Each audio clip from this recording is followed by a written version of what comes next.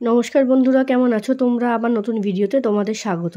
আজ মনটা খুব ভালো ছিল, কেন বলো তো? আজ গেছিলাম মামা বাড়িতে। আমার এক মামার মেয়ের জন্মদিন ছিল। যদিও আমার মা বাড়ির পাটটা অনেক বড়, তোমাদের দেখাতে গেলে একটা পুরো দিন চলে যাবে।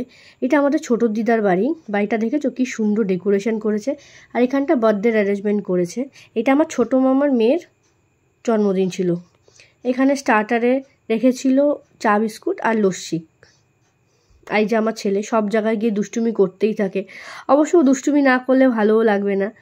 এই যে আমার হলুদ শাড়ি পরা আমার ছোট মামি। আর এখানে ডেকোরেশনটাও খুব সুন্দর করেছিল, যেহেতু ওদের বাড়ির দুপাশে গাছ ছিল, আর ডেকোরেশনটাও খুব সুন্দর করেছিল। এই যে বার্থডে গার্ল কেক কাটিংয়ে চলে এসছে, ওকে সবাই উইশ করে দিও। যদিও এটা লেট আপলোড হয়েছে, তাও ওকে উইশ করে দিও, লেট বার্থডে উইশ করে দিও। এই যে দেখেছো কেকের ডেকোরেশনটা কি দারুণ করেছে।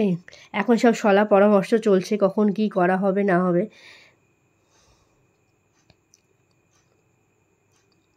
এই যে এবার কেক কাটিং হচ্ছে।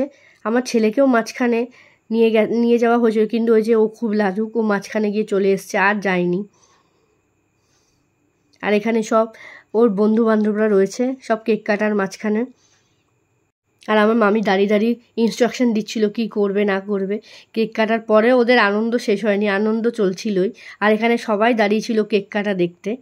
আর আমার ছেলে যথারীতি ভিড়ভাড় দেখে ওর বাবার কোলে উঠে বসে পড়েছে। ও কোল থেকে নামবে না, যেহেতু ও ভিড় পছন্দ করে না, আর ও খুব লজ্জা পায়। চলো খাওয়া দাওয়ার পর্বটাও শুরু করা যাক। খাওয়া দাওয়াও খুব দারুণ ছিল। খাওয়া দাওয়ার কোয়ালিটিও খুব ভালো ছিল, আর মেনুটাও খুব দুর্দান্ত ছিল। প্রথমে ছিল পনির পাসিন্দা স্যালাড সস, তারপর ছিল রুমালি রুটি, তড়কা ডাল। এই যে আমার ছেলেও পনির পাসিন্দা খেয়েছিল, কিন্তু ও পুরো খেতে পারেনি, ওর যেহেতু একটু ঝাল লাগে।